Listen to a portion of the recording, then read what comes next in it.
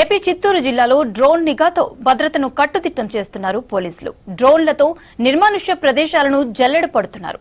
సమీప ప్రాంతాల్లో ప్రత్యేక దృష్టి పెట్టి అసాంఘిక కార్యకలాపాలకు చెక్ పెడుతున్నారు. జిల్లాలో శాంతి భద్రతలను కాపాడడంలో భాగంగా చిత్తూరు పోలీసులు ఆధునిక డ్రోన్ టెక్నాలజీని వినియోగిస్తున్నారు.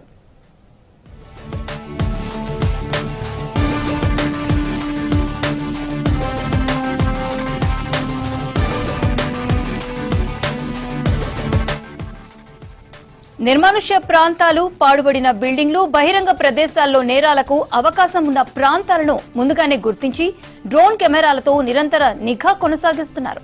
బహిరంగ ప్రదేశాల్లో మద్యం సేవించడం, గంజాయి వినియోగం, పేకాట, చైన్ స్నాచింగ్, దొంగతనాలు, ఈవ్ టీజింగ్ వంటి కార్యకలాపాలపై స్పెషల్ ఫోకస్ పెట్టారు.